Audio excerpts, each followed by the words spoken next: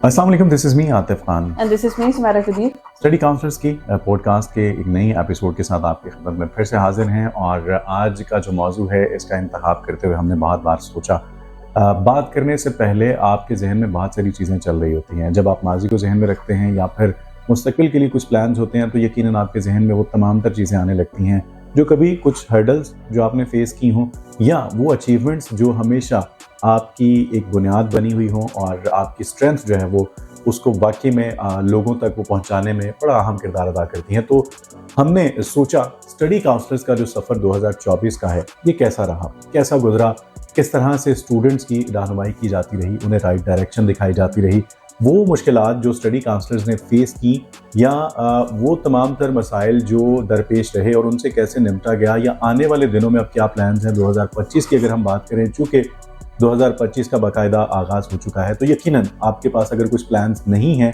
तो आप फिर गुज़िश्ता जितने भी साल हैं उन्हीं की तरह आप इस साल को भी ज़ाया कर देंगे। तो ऐसा होना भी नहीं चाहिए। लेकिन क्या वो विज़न है, वो क्या मोटो है जो सेट किया गया है, वो रेजोल्यूशन जो आज के इस दिन की आगाज़ होने से ही यकीनन उनका इरादा कर लिया गया और उसके ऊपर पूरा उतरने की कोशिश की जाएगी। हमेशा की तरह मैडम सुमेरा से ही हम अपनी गुफ्तगू का आगाज़ करेंगे और इनसे जानने की कोशिश करेंगे। चूँकि मुझसे बहुत पहले इन्होंने स्टडी काउंसलर्स को ज्वाइन किया और यकीनन इन्होंने अपनी आंखों के सामने इसे परवान चढ़ते देखा। इसमें ऊंच नीच जो भी नशेब फराज जो भी ऐसी चीज़ें आती गई, अप्स एंड डाउन, वो इन्होंने बहुत करीब से देखे। लेकिन वो अचीवमेंट्स भी इनकी नज़र से गुजरी और कभी कभी आपकी आंखों में खुशी के आंसू जो हैं वो झलक पड़ते हैं और यकीनन वो तमाम टीम जो है उसके अंदर आपको वो तमाम तासुरात नज़र आ रहे होते हैं। मैडम, स्टडी काउंसलर्स की बुनियाद जब रखी गई, यकीनन आपने इसे देखा भी, और एक बिल्कुल छोटा सा पौधा जब एक दरख्त बन के आपके सामने उभरा, कैसी वो फीलिंग्स थी, क्या तासुरात थे, क्या वो? First of all thank you so much, बड़ा इंटरेस्टिंग टॉपिक आपने यहाँ सेलेक्ट किया है। सबसे पहले तो अपने प्लेटफॉर्म से आपको और हम सब की तरफ से, पूरी टीम की तरफ से आप सबको I wish you a very very happy new year. और होपफुली 2025 जो है वो आप लोगों के लिए बहुत ही अच्छा साबित हो। 2024 को हम लोगों ने बहुत ही अच्छे नोट पे वाइंड अप किया। 2024 के फरवरी मार्च के अंदर हमने स्टडी काउंसलर की बुनियाद रखी थी। माइंड यू अभी इस ब्रांड को तो 1 साल नहीं हुआ, लेकिन हम इस पूरी टीम को इस इंडस्ट्री में काम करते हुए कम से कम 10 साल हो चुके हैं, including our CEO sir Farooq Aftab जो कि 10 साल से एजुकेशन के जितनी भी फील्ड में उनके साथ मुंसलिक रहे हैं। Still they are working. यानी नाम बदला है, लोग नाम बदला है, टीम वही है, पहले से ज़्यादा पैशनेट टीम है, पहले से ज़्यादा जो है एक्सपर्टीज़ की टीम है, ज़्यादा सीख चुकी। जाहिर सी बात है आप with passage of a time आपकी लर्निंग जो है वो बहुत स्ट्रांग होती रहती है। अगर मैं बात करूँ स्टडी काउंसलर्स की अचीवमेंट की तो बहुत ही कम अरसे में अल्हम्दुलिल्लाह हम लोगों ने बहुत अच्छा नाम बनाया है, लोग जानने लग गए हैं। Not only in a particular Faisalabad, if we talk about, we literally start our 11 branches in all around the Pakistan। और उसके अलावा हम लोगों ने अपने 2 ऑफिसेज जो हैं वो इंडिया के अंदर भी लॉन्च के लिए, specially in Hyderabad. Sir Suresh Kancharla वो बेसिकली उसको लीड कर रहे हैं इन हैदराबाद। और इसके अलावा अगर तो स्टूडेंट्स की बात की जाए तो एक अच्छे नंबर्स ऑफ स्टूडेंट्स जो हैं वो यहाँ से अपनी प्रोसेस करवा के जो है UK जा चुके हैं, सेटल हो चुके हैं। मोस्ट स्टूडेंट्स हमारे साथ इन टच रहते हैं। वो अपनी, क्योंकि मेरा ज़्यादातर फोकस ये होता है कि वहाँ जाने के बाद जो मसाइल है ना उसके ऊपर डिस्कशन नहीं होता आता। हालांकि उसके ऊपर बहुत ज़्यादा एम्फेसिस होना चाहिए कि वहाँ जाके बच्चों ने जो है वो अपने आप को जो है वो करियर को सेटल कैसे करना है, वहाँ परमानेंट सेटलमेंट की तरफ कैसे मूव करना है।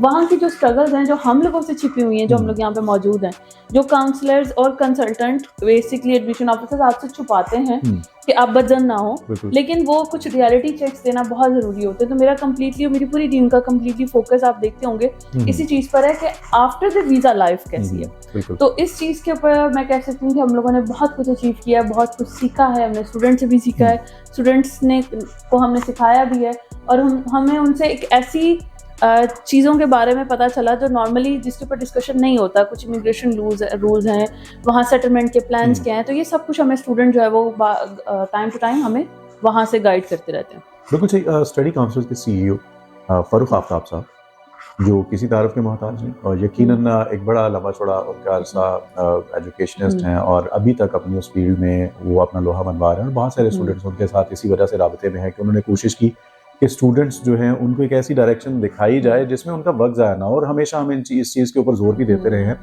कि स्टडी काउंसलर्स खालिस्तान इस चीज़ के ऊपर काम कर रही है कि स्टूडेंट्स जो हैं उनको उनका वक्त ज़ाया ना हो और वो बहुत कम अरसे में वो अपने वो तमाम ख्वाब वो तमाम विशेज़ जो पूरी कर सकें। फ़ारूक आफ्ताब साहब, जब ये बुनियाद रखी तो क्या विज़न था आपको? क्या लगता है जब वो डिस्कशन हुई, वो बातें वो जहन में होंगी, क्या ख्वाब थे? वो तमाम चीज़ें अपनी आंखों के सामने पूरी होती भी देखी, वो एक विज़न जो एक छुपा हुआ था, जो फिर आपको वो होते हुए नज़र आया तो आपको यकीन हुआ कि हाँ ये वो बात थी जिससे इस चीज़ की बुनियाद रखी गई। अच्छा, इस चीज़ में मैं अपने आप को अपनी कुलदीन को बहुत ब्लेस समझती हूँ कि हमें एक ऐसे बॉस, मैं उनको बॉस की खैर नहीं कहती, literally call him a brother, कि वो हम उन लोगों ने हमें एक तो अपनी स्पेस दी है कि जिसमें हम अपनी तरीके से ब्लूम कर सकें, हम अपने आइडियाज़ को जो है वो इम्प्लीमेंट कर सकें। ज़ीरो प्रेशर होता है हमारे ऊपर कि नंबर्स के ऊपर फोकस नहीं होता जो कि नॉर्मली ऑफिस के अंदर प्रैक्टिस की जाती है। सर फ़ारूक का एक ही विजन था, वो है स्टूडेंट को फैसिलिटेट करना, क्योंकि जब एक टीचर होता है ना वो स्टूडेंट से बहुत ज़्यादा अटैच होता है और स्पेशली जो एजुकेशन के ये इसी फील्ड के साथ मुंसलिक रहे तो स्टूडेंट्स के साथ एक अलग अटैचमेंट होती है। तो उनकी नज़र में अचीवमेंट जो है वो स्टूडेंट की अचीवमेंट उनकी अचीवमेंट है। तो मुझे याद है सर, जब हम लोगों ने प्लान किया कि अब हमें जो है एक फ्रेंचाइज वापस करके हमें एक अपना ब्रांड लॉन्च कर देना चाहिए था, तो उनका जो मेन मोटिव था वो यही, जिस मोटिव को लेके मैं अभी चल रही हूँ कि we have to promote intellect. आपके पास एजुकेशन है, आप पढ़े लिखे काउंसलर्स और जो मौसमी कसाई हैं उसमें डिफरेंशिएट नजर आना चाहिए, आपके लहजे में, आपके बात करने के तरीके में, आपकी डजंट मैटर स्टूडेंट आपसे सेटिस्फाई नहीं होता, डजंट मैटर स्टूडेंट आपसे परसीव नहीं करता, लेकिन जब बात आपने स्टूडेंट से की है वो 10 साल के बाद भी बच्चा अगर आपके पास आए तो उसको इस चीज़ का यकीन हो कि जो बात मुझे मैम सुमेरा ने की है या स्टडी काउंसलर की टीम ने की है वो गलत नहीं है, वो झूठ नहीं है, उन्होंने सच बोला है, उनके पास नॉलेज है, उनको हर चीज़ की जो है ना वो कंफर्मेशन है।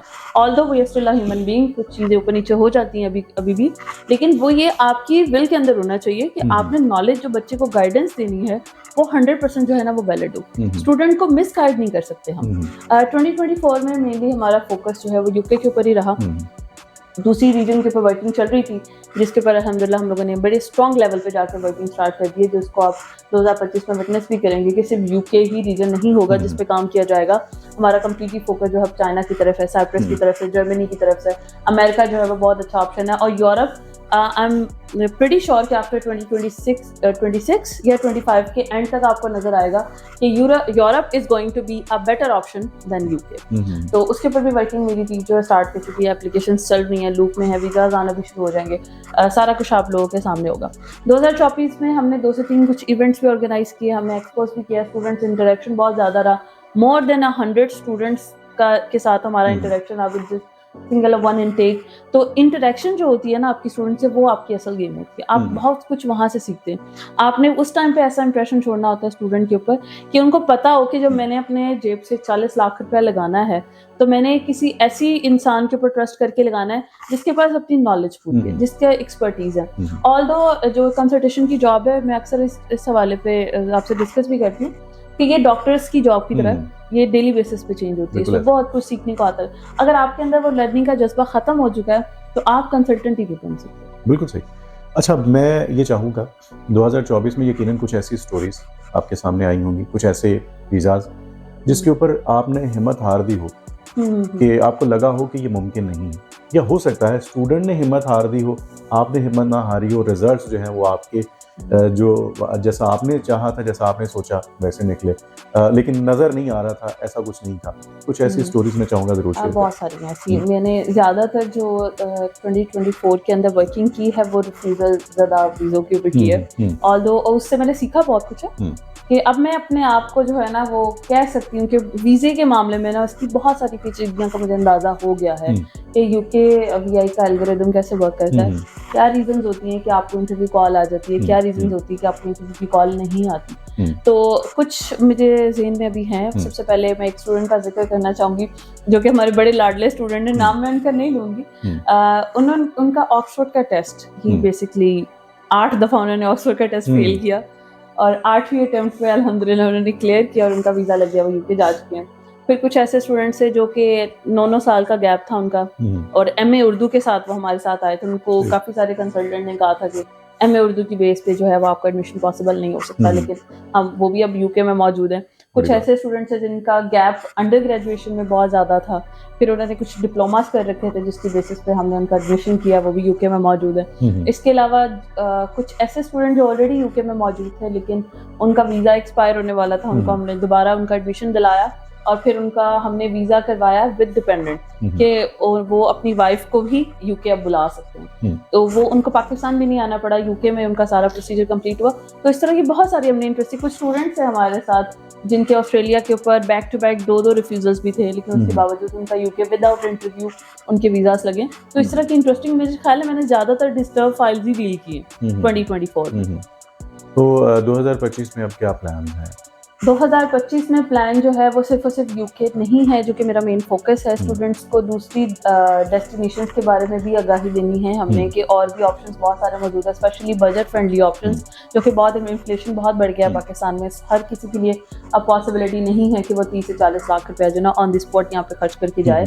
और दूसरा यूके के कुछ हालात आप लोग मेरा ख्याल मोस्टली लोगों से बहुत वाकिफ़ हैं, लेकिन मैं उस ज़्यादा फोकस उस पर नहीं करती। उसकी रीज़न ये है कि वो इतने सच होते भी नहीं है, आई बी वेरी ऑनेस्ट। तो कुछ स्टूडेंट्स हैं माशाल्लाह वो 10 दिन के अंदर भी, क्योंकि मेरा जैसे मैंने पहले जिक्र किया कि स्टूडेंट के साथ मैं हमेशा कांटेक्ट में रहती हूँ। कुछ मेरे मोस्टली स्टूडेंट्स को 10-10 15-15 दिन के गैप से उनको जॉब्स भी मिल गई हैं, वो काम भी कर रहे हैं, करते भी हैं। लेकिन मैं फिर ये नहीं कहूँगी, जैसे मैं पहले भी कभी नहीं कहा कि बहुत हैपनिंग आपकी लाइफ नहीं हो जाती आफ्टर यू रीच यूके, आपको बहुत स्ट्रगल करनी पड़ती है for at least 1 year.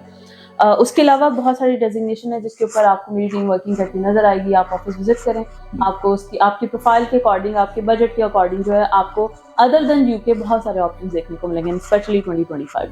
And plus जो हमारा मेन फोकस रहेगा वो अगेन वही रहेगा जो कि हमारा मोटिव है स्टडी काउंसलर्स का, जो कि है हमने काउंसलिंग करनी है, हमने आपको फोर्स नहीं करना, प्रेशराइज नहीं करना, हमने कोई चीज़ चिपकानी नहीं है आपको, और कम्प्लीटली आपकी प्रोफाइल के अकॉर्डिंग ही आपको गाइड किया जाएगा। और इंटेलेक्ट प्रमोट होता है इस प्लेटफॉर्म से, और इंटेलेक्ट की बेस पर ही बात होगी और इंटेलेक्ट ही प्रमोट होगा। और स्टडी काउंसलर्स को लेके आपकी कोई विश 2025 में? तो मैं चाहती हूँ स्टडी काउंसलर जो है ना 2025 में और कुछ हो ना हो, एक ऐसा प्लेटफॉर्म बन के स्टूडेंट के लिए उभरे जहाँ से उनको बात का सही आंसर मिले, जहाँ से कोई झूठ उनकी तरफ कभी मत पहुँचे। उनको ये ना लगे कि जब वो इस ऑफिस से बाहर कदम रखे ना तो वो कम्प्लीटली अपने माइंड में कम्प्लीटली एक स्केच बना के निकलें कि अब हमारे ऊपर कोई हमें कोई और जो है ना मैनिपुलेट नहीं कर सकेगा कि हमारे पास जो ओरिजिनल पीस ऑफ नॉलेज है वो अब आ गया। क्योंकि मैं जब प्रोसेसिंग करती हूँ तो मैं स्टूडेंट से ऐसे काम लेती हूँ कि स्टूडेंट खुद एक काउंसलर बन के निकलता है, खुद एक कंसल्टेंट बन जाता है, उसको आइडिया हो जाता है कि